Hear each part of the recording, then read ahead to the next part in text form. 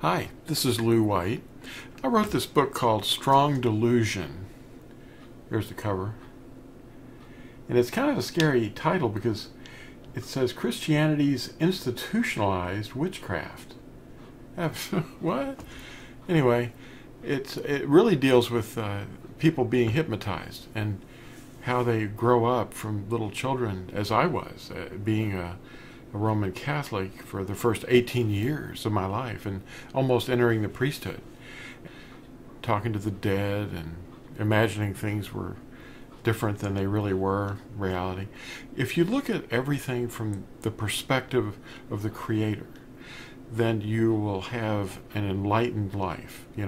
Don't look at it from your point of view or the teaching authority that you think is right, but look at what Scripture says and then understand it with His mind. Some say that you have to look at it through your Father's eyes. Anyway, the Father has a different perspective than we do. His thoughts are higher than our thoughts, and His ways are higher than our ways, taking captive every thought to make it obedient to the Mashiach, and being ready to punish all disobedience when your obedience is complete. That's 2 Corinthians chapter 10, verses 4 through 6. Now, when we detect disobedient teachings, which is the norm, they tell you do not do those things that you read about in the Scriptures. I went to my pastor and I said, why are we not doing anything that's in here? Well, there's a prophecy here and there about that. Jeremiah talks about how the futility would be discovered in the last days. Our fathers have inherited nothing but futility, lies, and things of no consequence. And we're turning aside to myths. Now, where are these people? Now, listen to 2 Timothy 4, 1 through 5. This is loaded with Scripture. It gives you a perspective that you normally don't see because, see, we're so hypnotized normally that we think that obeying is evil. Now, this is about the mythology that has hypnotized people for generations. 2 Timothy 4 says, in the sight of Yahuwah and the Master, Yahusha, HaMashiach, who shall judge the living and the dead at His appearing and His reign, I earnestly charge you, proclaim the word. Be urgent in season and out of season. Correct, warn, appeal with all patience and teaching. For there will be a time when they shall not bear sound teaching, but according to their own desires they shall heap up for themselves teachers, tickling the ear, and they shall indeed turn their ears away from the truth and be turned aside to myths. Where are these teachers? There's a great number of them, it says here, that there's a great number of these teachers. Where do you suppose they are? They're institutionalized. Now, it says here, I'm reading from the BYNV. It says, the appearing of the lawless one, not the obedient one? Well, it says in 2 Thessalonians chapter 2. You should read the whole chapter, but this is a portion of it. The appearing of the lawless one is by means of the working of Shaitan, that's Satan, the deceit of unrighteousness, in those perishing, because they did not receive a love for the truth, in order for them to be delivered. And for this reason, Yahuwah sends them a working of delusion, for them to believe the falsehood, in order that all should be judged who did not believe the truth, but have delighted in lawlessness. Okay, well, that's just amazing that they would be great numbers of teachers teaching you to not obey the Scriptures. Where are they? Well, they're everywhere. That's what you see. The pillars and the green trees, that's some things that Yahuwah said, don't do these things.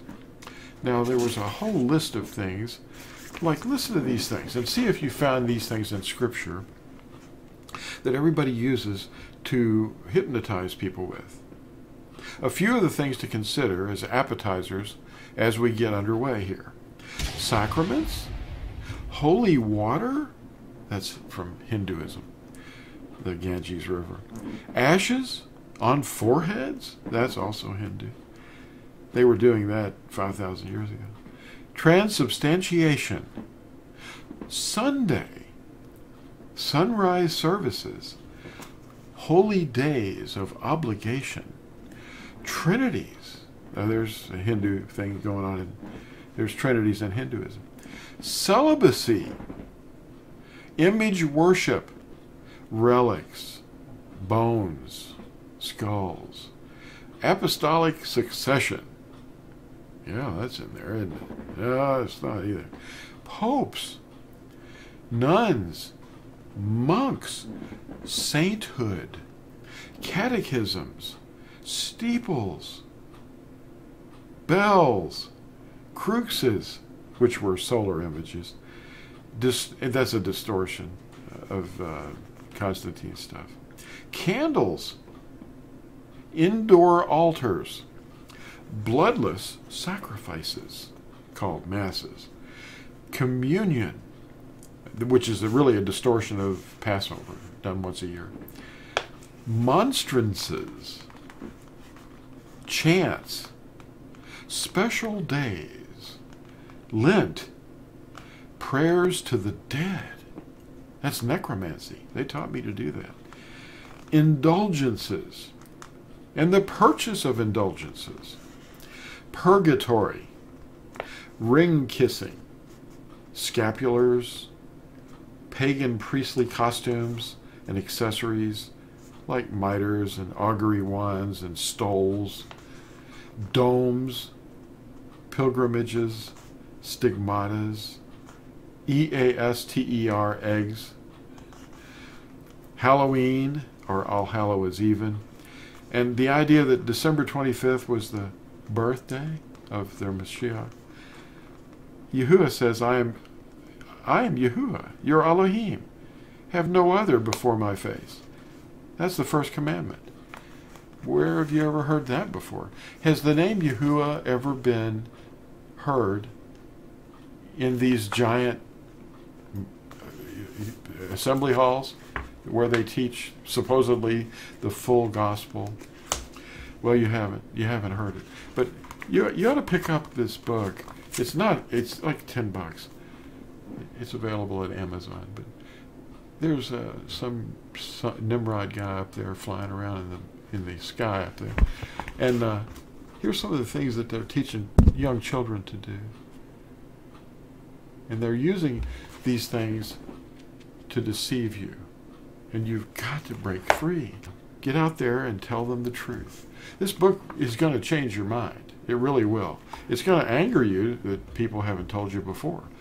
But anyway, there's other books that you can pick up, and I'll put the pictures up, and you can look at Amazon.com for those. But get a hold of this one first. It's pretty amazing. Well, thank you, and we'll talk to you again. Bye.